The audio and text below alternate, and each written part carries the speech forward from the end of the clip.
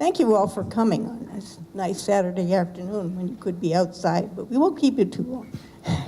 I'm Brenda McHenry, and I'm going to be the moderator for this afternoon. And we'll be hearing from the three candidates for the office of mayor.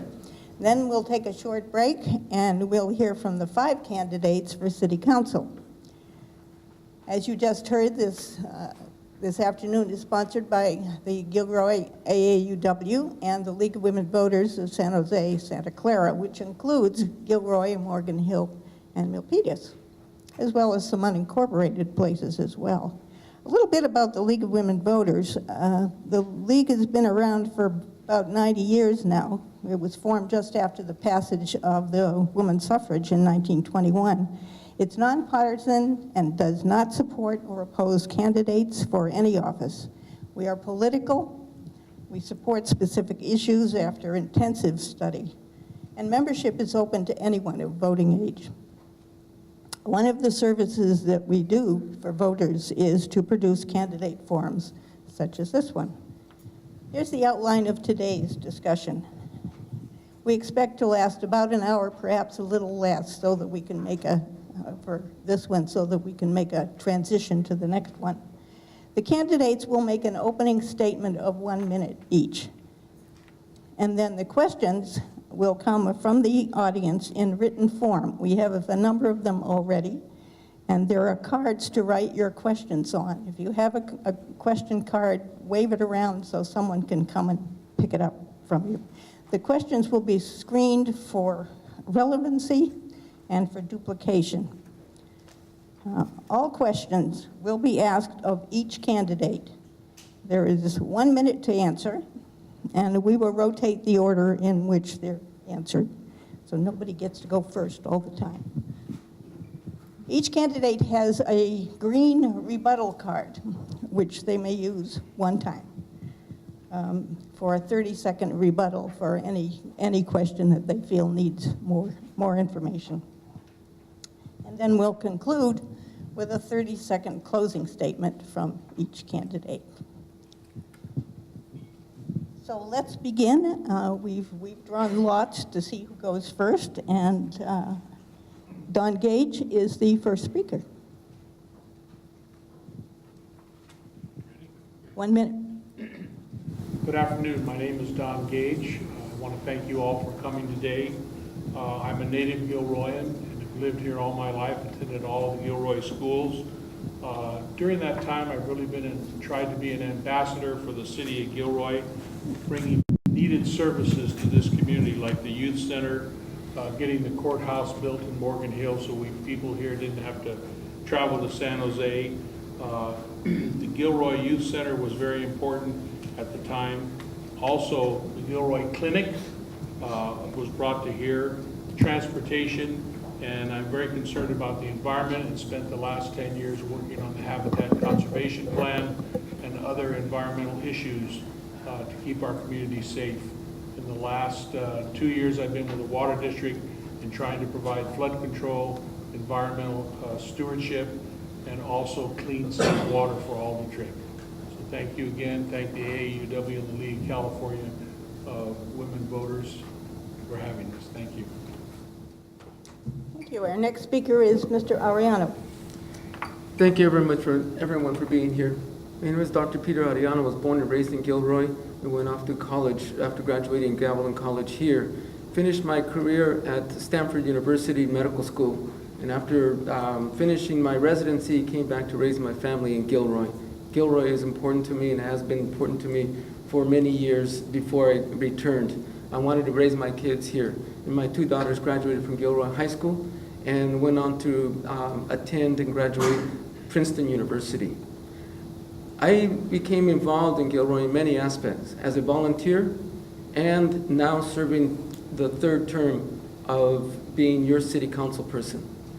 Gilroy's open space, Gilroy's agriculture is very important to me. Downtown is very important to me. Our education for our kids is important to me, and keeping our streets safe for our children is important. All those I have been involved in providing those in the past and will do in the future. My name is Dion Bracco. I've been a city council member here in Gilroy for 7 years. I've been blessed enough to be part of 2 city councils that have been outstanding, I believe. We've gotten more done in the last 7 years than most councils have ever dreamed of doing. This building right here that you're sitting in is the work of this council. When everyone said it couldn't be done, this council made it happen. We recently built a new youth center at San Ysidro School. We've tackled the gang problem with the formation of the South County Youth Task Force, working collaboratively with other agencies in our area. During my time, we've hired a police chief that is willing to go after crime wherever it's at. We have low crime right now. Gilroy is sitting good, and I would like your promotion to mayor. Thank you. Thank you. We will proceed to the first question, and Mr. Bracco, you'll be the one to answer first. The current city council has decided to update our general plan beginning next year. What is your vision for Gilroy's future growth and development? And what topics in the current plan need revisiting? Mr. Bracco. My vision for updating the general plan is to get more of the public involved. The problem we have is not enough public gets involved, and then the developers end up making all the decisions for everyone else. And then years down the road, we pay the price for that. So we have to if we don't have enough community involvement, I don't see that we should even touch it until we have the community involved. This community belongs to the residents. They need to weigh in, and they need to decide, what do they want? Do they want Gilroy to stop growing and stop bringing land into the city? Or do they want to continue to grow and go over the foothills? It's up to the residents, and I believe that we need to start really engaging them to get true answers. Thank you. Let's go to Mr. Arellano. Yes, this is an update of the general plan. I was involved in forming the general plan and putting the general plan together for 20 years. This is a 10-year update. It needs to be updated but not redone. It was initially done by a lot of citizens involved, and we need to make sure that our citizens are involved throughout the whole process, because at the end, yes, the developers were there at the dais and in City Hall and telling us what they wanted changed and how they wanted it done, and the public was not there. So we need everyone to be involved all the way up to the end. I think we should work on more of a higher density, making sure that our communities are growing in a smart way, having walkable, bikeable precincts, or actually neighborhoods, sorry, precincts, I've been walking. Neighborhoods that are safe for our children, and making sure that we're higher density and going up higher in terms of floors, going 4 or 5 floors up instead of just 1 or 2 stories. Mr. Gage. Thank you. The general plan is a very important document for the city. It gives us the guidance that we need for the future. There are changes that need to be made to that. The environment is very important, and we have not done that. If we want a balanced community, we have to have a balanced general plan.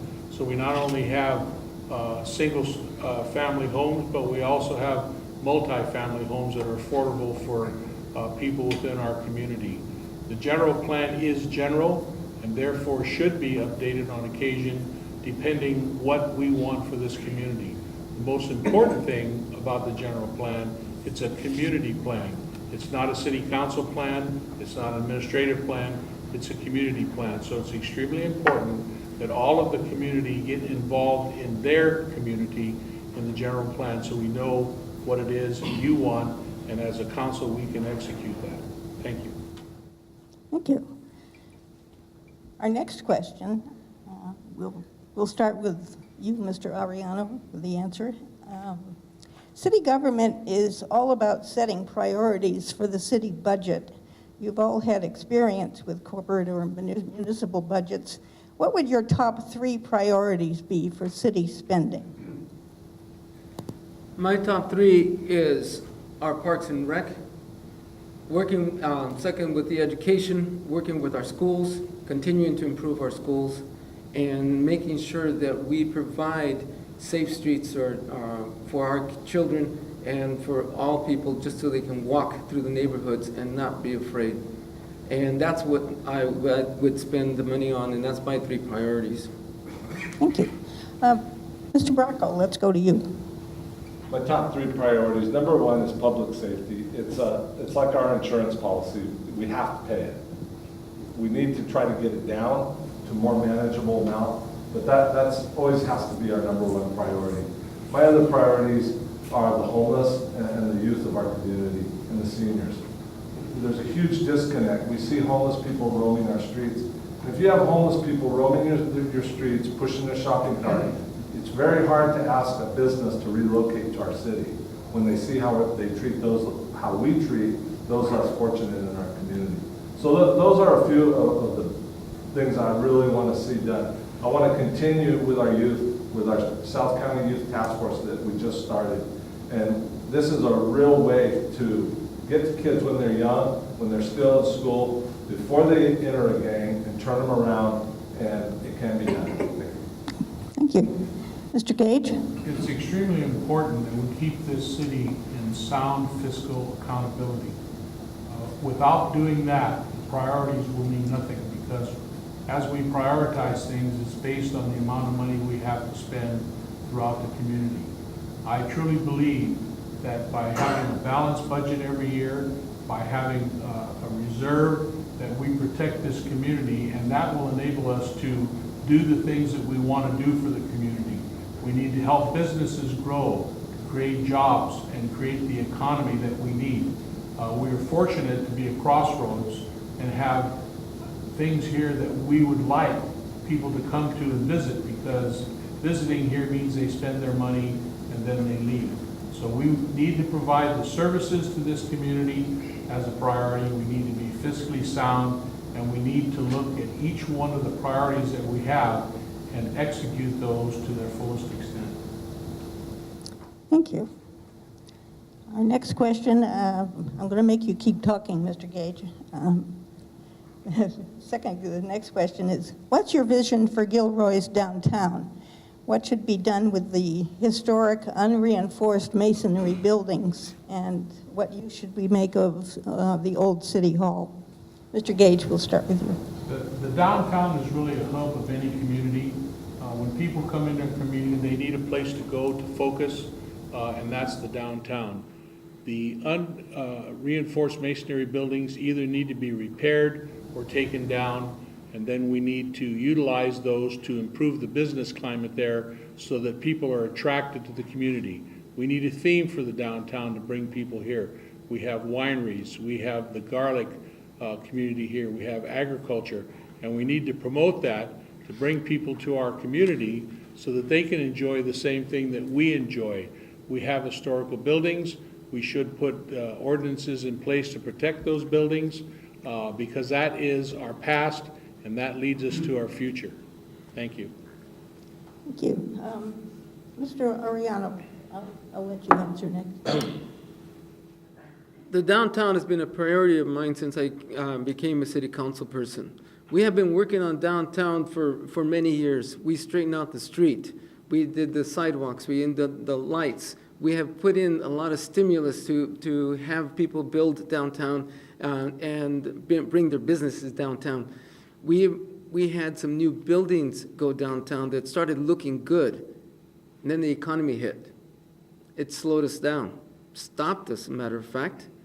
And now we need a leader who can look at the downtown and say, okay, let's pick ourselves up, brush ourselves off, and work to bring downtown what Gilroy deserves.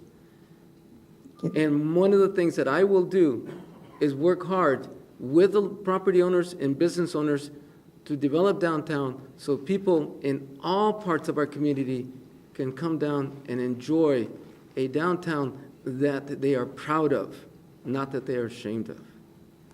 Thank you, Mr. Bracco. Downtown is tough. Nobody really has the answers for downtown. We've been doing a lot of things downtown. When I first came on council, we had the Crooked Street downtown. Most of the buildings were in really bad shape. It was a dirt lot at the corner where Heritage Bank building is now. We've come a long way. Since I've been on council, last time I checked, we've completed 19 new buildings and retrofits downtown. We have a long way to go. The old bank building has been coming down, if anyone has seen it in the last week. So we need to change some things the way we do things. When we try something and it doesn't work, we need to back up and try something else. For too long, we've been trying to go down one road, even though it's blocked, and we keep trying to go the same way. So we need to back up, change what we're doing, try some new ideas, and get more ideas going from the public to have a better downtown. We do have paseos going in. They'll be going in shortly. And we have some things in the works. Thank you. Thank you. Okay. I'm going to let you answer the next question, Mr. Bracco, first. What are your thoughts on high-speed rail? Should the Gilroy station be located downtown or off Leavesley Road? I am not a supporter of high-speed rail. I voted against it. But the way it looks right now, it's coming. There's nothing we can do to stop it.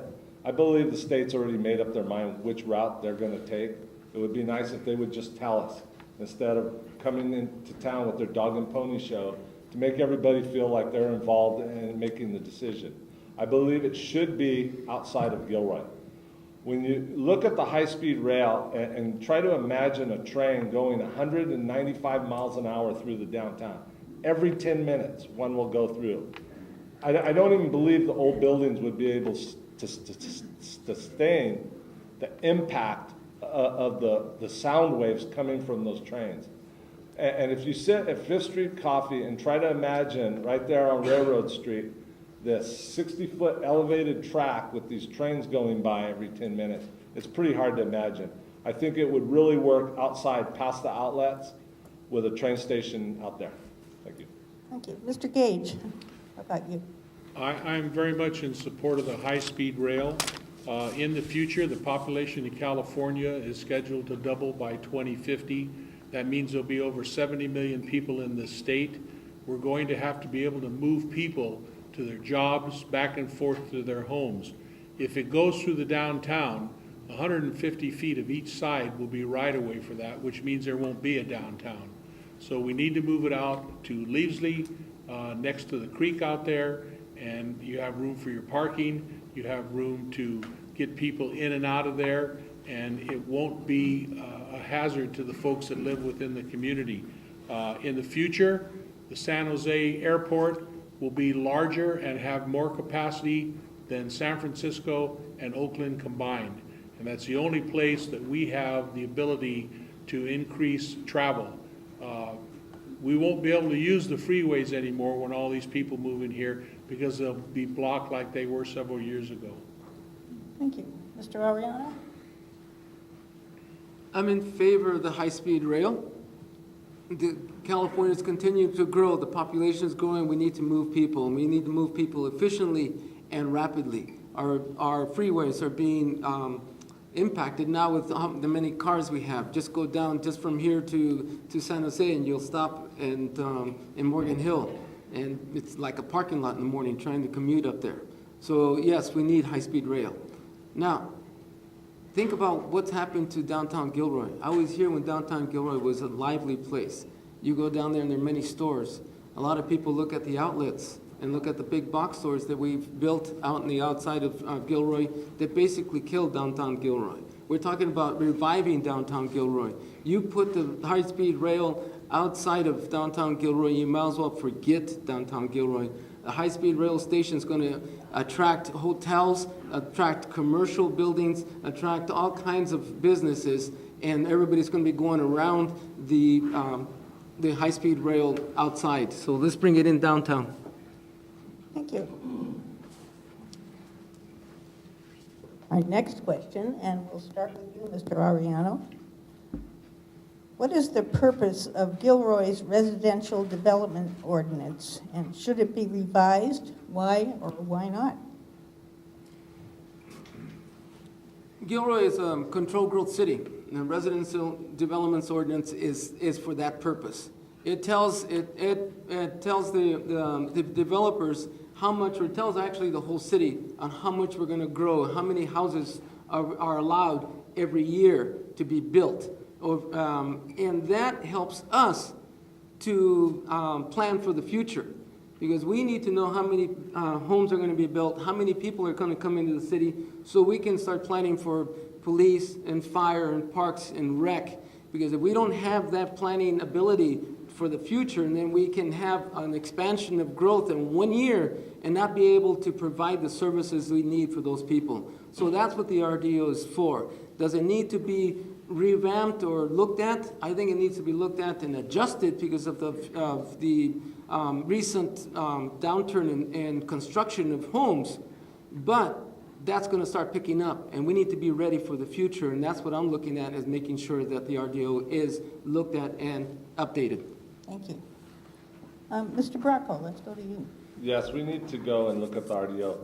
It was well-intentioned when it was made because of a couple of years when a lot of houses were built, but we're not building houses anymore. Our city infrastructure can handle up to 800 houses a year to be built. Most developers will tell you they don't see that happening for another 25 years because of the economy.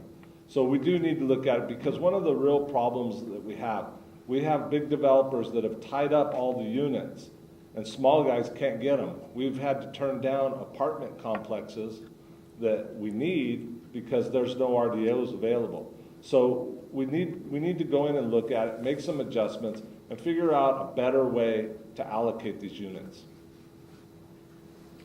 Okay. The RDO, I believe, is very important to any community. We need to control our growth. We need to tell people how we're going to grow. You could have mixed use. The RDO is used for that. It allows people to come in and say, I'm going to build R1, I'm going to build multi-unit housing, I'm going to build apartment complexes. If you don't have an RDO and you get out of control, that's what happened to the state of California with Prop 13. That's what happened to the city of Morgan Hill because they were out of control in their growth. And what ends up happening then is that the public steps in and said, we've had enough, and then they clamp down on you, and you can't have the flexibility that you need to develop homes. Yes, it needs to be changed. We need to put things in there that include the environment, which isn't in that current RDO, so points need to be done for that. And the most important thing is we need to make people stick to the RDO. I have seen too many times where folks have come in here and screamed because they want it all R1. That's the council's fault for allowing that to happen. Thank you. Our next question, we'll start with you, Mr. Bracco. You've done that for a while. Will you support the Santa Clara Valley Habitat Plan? And if so, how? I haven't supported it in the past. I believe it's massive growth of more government, more regulations. This thing is 1,700 pages. It's bigger than Obamacare, the document. So when I see documents that big, it makes me wonder, what did they put in there that they don't want anybody to know about, that they're going to use later? So I don't support it. The biggest thing I don't like about it is it takes from South County, because in South County we have all these animals and critters out there, but a developer can fork over the money, get rid of the critters, and the money will go up in the North Bay and buy property up there that they get to preserve. Mr. Gage, let's hear from you on that. The Habitat Plan is very important to this community and many other communities. Number one, it identifies areas where people can't develop, sensitive habitat areas. It will also show developers where they can build. It will help us with our environmental concerns that we have with this community so that we don't destroy the habitat that we have, so that the critters that we do deal with will have a home and are part of this overall picture that we need to have. Had we not had the Habitat Plan in place for the 101, it would have never been widened because we had to mitigate the butterfly. We did that. We built the 4 lanes on there. The people who pay for it will be the developers, and they will be able to develop where they need to develop and not in our sensitive areas, which we need to preserve. And Mr. Arellano? I have supported the Habitat Plan since its inception. We need to make sure that everyone knows where sensitive areas are. I believe very strongly that every critter, as it's been put, is important. It's very important that we protect us. And there are a number of reasons. And people say, well, what's so big thing about a butterfly? What's the big thing about a gopher of some kind or a salamander? I tell people, it says there are a lot of things in medicine that we're finding in strange places that in the future may help us. And I think every critter in this world is important.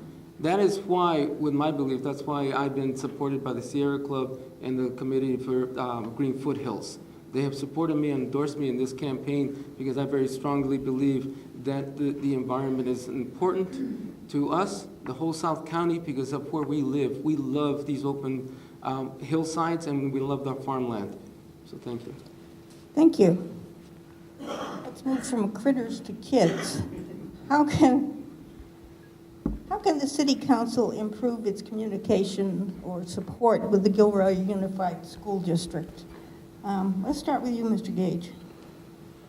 Unfortunately, there are some rules that we have in our existing ordinances that don't allow us to do certain things. But one of the things we can do is communicate with them to make sure we understand their needs. We can also work together as a community to help our schools. In the past election in June, there were 3 or 4 school district bonds that passed, which were able to help the schools in those areas. And I think this takes a community to help our schools. It's education for our children. We need that. When people want to come to live in Gilroy, there's 2 things they ask about.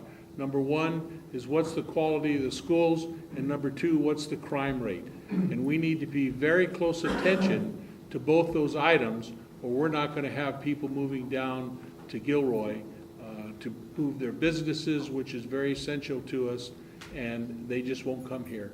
And I think it's important that we pay very, very close attention to that. Mr. Arellano, let's hear from you.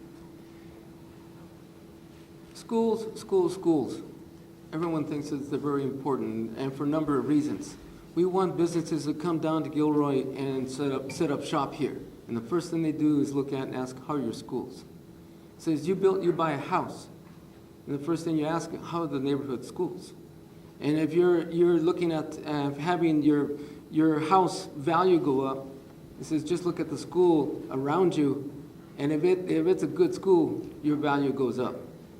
So education is important to me from the beginning because education is, through my parents, helped me receive my education, schools helped me, and my girls went through public education. So how can the city work?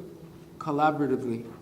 We can work together to help our schools improve and thereby help our kids graduate. And that is something that the city has not done in the past, and that's one of the things that I propose that we do, is work real closely with our schools. For years, we've been meeting with the school district on a regular basis. We have Christopher High, we have a water park there. We paid half the bill. We paid half for the gym. Silersano, we own the gym. We have all these joint use agreements all over the city with the school district. We build our parks and our schools together so that the school can use the park during the day and we can use the school when they're not using it. So we do work together. Just because we had a disagreement on a tax increase a few months ago doesn't mean that the school district and the city are not getting along.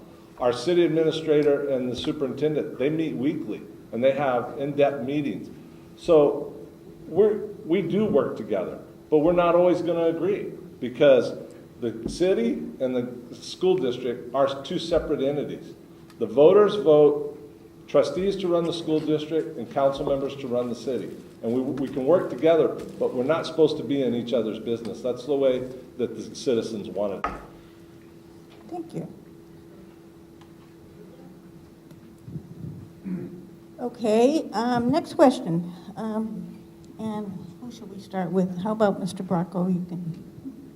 Next question, do you support Measure A, the county sales tax increase? Why or why not? No, I don't. I don't support any of the taxes on the ballot because as a business owner, I'm taxed to death. You know, I keep hearing these politicians, I see them on TV saying that they've cut tax to the middle class. Well, they haven't lowered mine, and they haven't lowered the tax for any of my employees. I know quarterly we get updates for our payroll program, and it always goes up. It's never going down. So I don't know where they come up with that they've cut taxes. I think we're taxed to death, and if we don't start saying no, pretty soon we're going to be paying most of our money to taxes.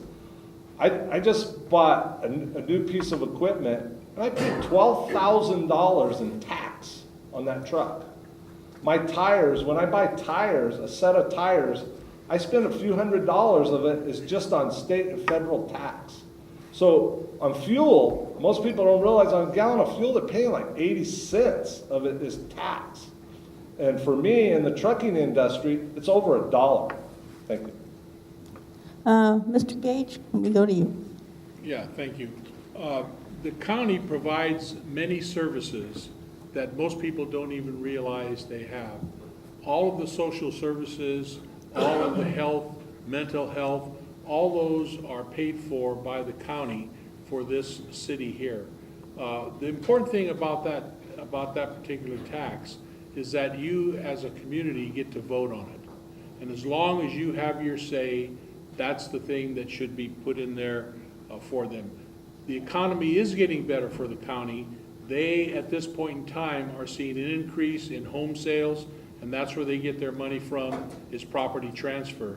So I believe that they need to first look at what they can do with the increase in dollars that they have, prioritize like you're asking this city to do for the things that we have with the dollars, but at the same time recognize that as they don't get money, we don't get the services that we need down here, and Gilroy has had a significant problem not getting its fair share within the county.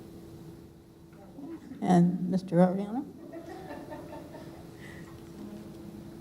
Taxes, I believe, a necessary evil.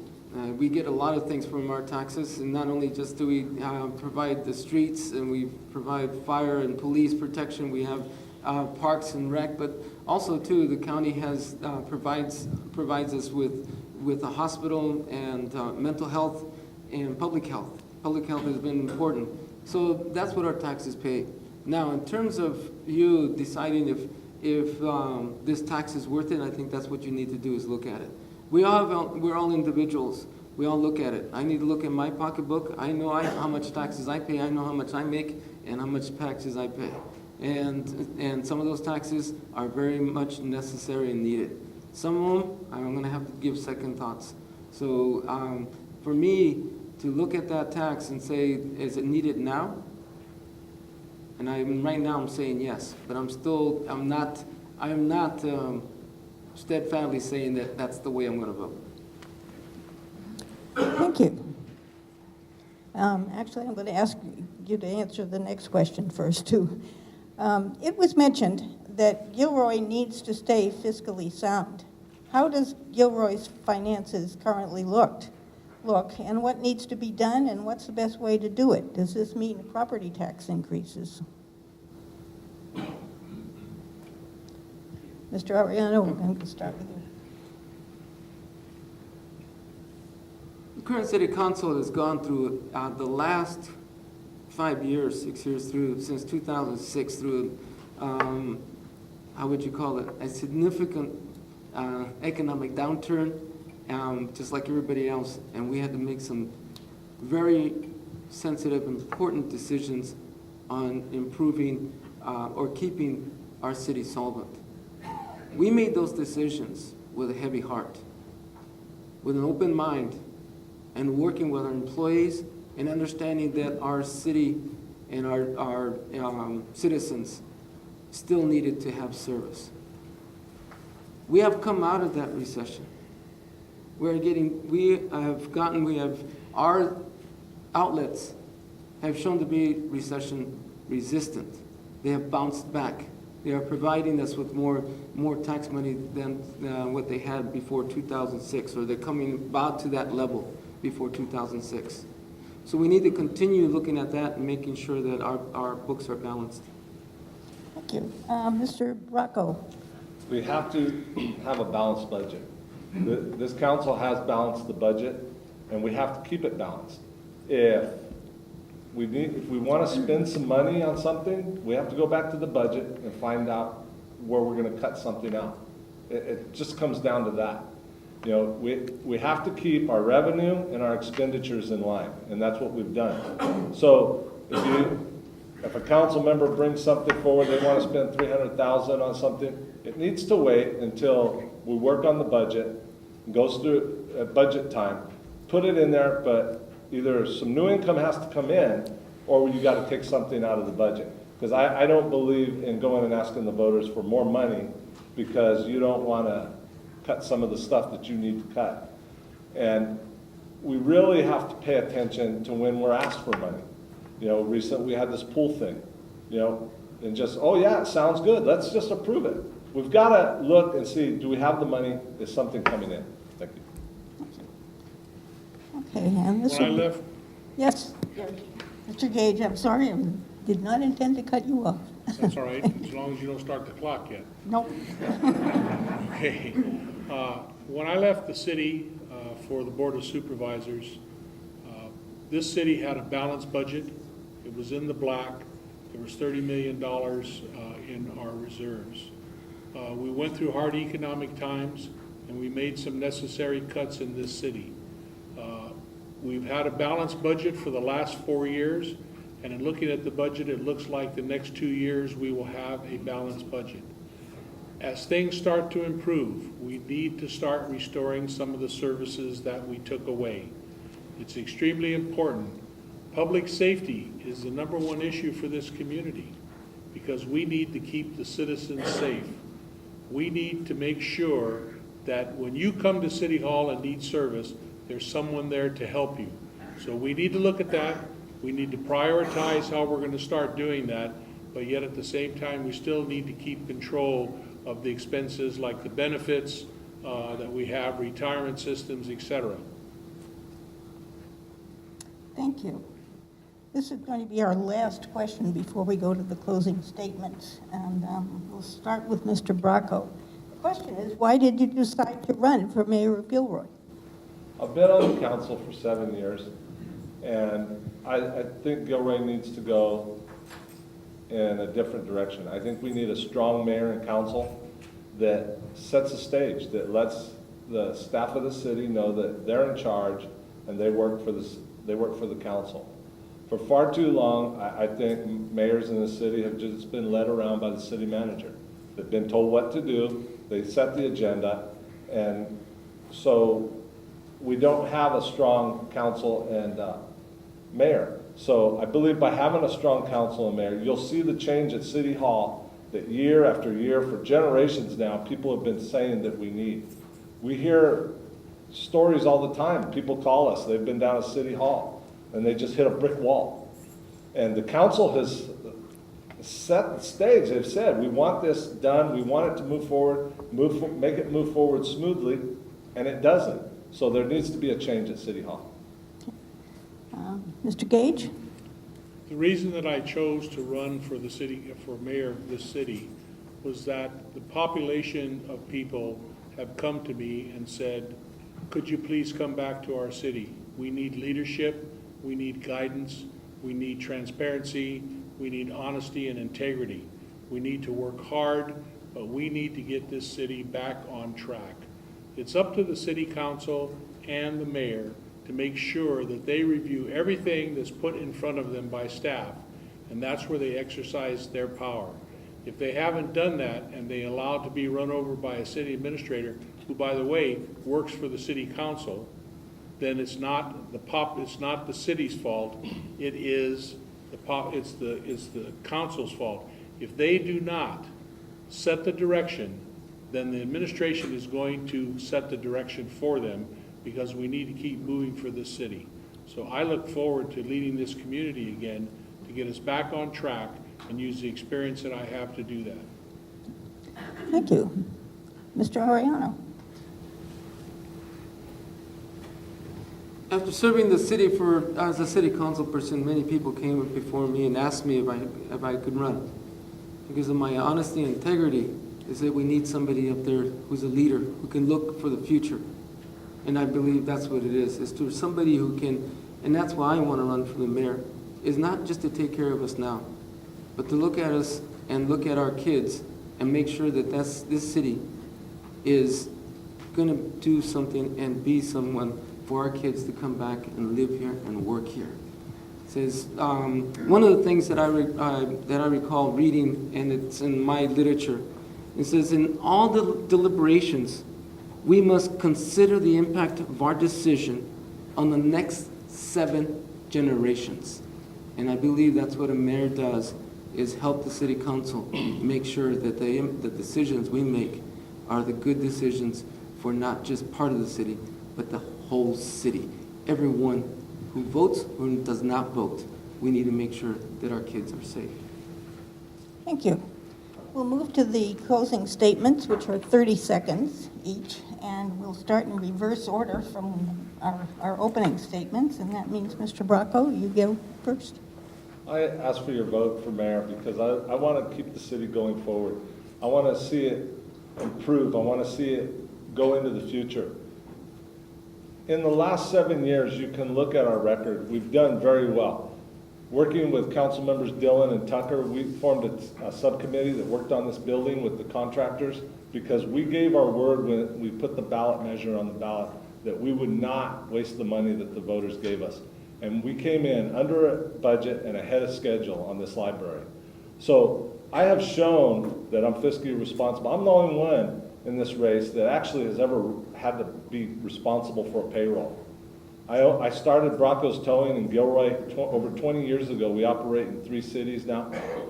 I do all the impound towing for the California Highway Patrol. We're a trusted company. This all comes from business experience. And you need to know how money works if you're going to be in charge of a budget, because it doesn't grow on trees and it's not going to fall out of the sky for you. Thank you. Mr. Arellano? I bring 11 years of legislative experience and a passion for open, transparent government and fiscal responsibility.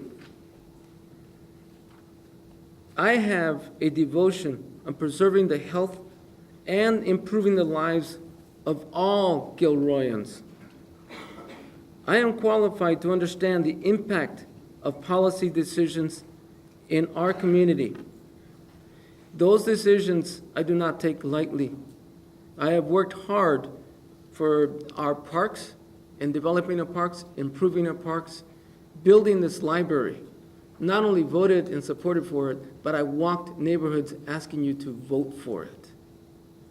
I have worked hard to make sure that we continue developing our downtown.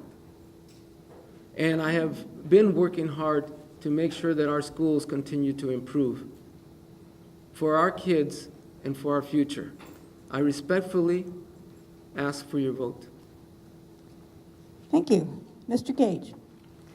I have 30 years' experience in the private sector working at IBM. I have 31 years in the public sector. If you honor me and allow me to be your mayor, I will provide honest leadership to this community. I will provide stability to this community. I will provide transparency so that you all know exactly what we're doing at the city council, and our records will be open to you. And last but not least, you will have access to me. I will make sure that I'm available, either by phone to you, to meet with you, to discuss issues, and to act on those issues. And I respectfully ask for your vote. I believe that I can be an asset to this community, and I do believe that in working together and bringing this community together, we will solve every problem that we have in this community. Thank you. Thank you. And thank you for being with us, and especially thank you to our candidates for being with us and sharing their ideas. We have a number of questions left, and you're welcome to take a look at them if you'd like to see what what these folks are thinking. I have a short reminder from Sharon about voting. Sure, yell. If any of you have moved from your current address and have not re-registered, there's registration forms in the back. If you have not registered at all, the registration forms are in the back. And if you have moved within the county, you may also just update your registration form by filling out this little yellow sheet of paper. And the last day to register to vote is October 22nd. And there are, if you vote by mail, there are drop boxes that are located in many places around the county. And there's a piece of paper back there that will tell you where they are. So, thank you. Thanks, Sharon. Thank you very much. We hope you'll stick around for a little while we change the guard here. And we'll begin again at what time? 3 o'clock with the candidates for city council.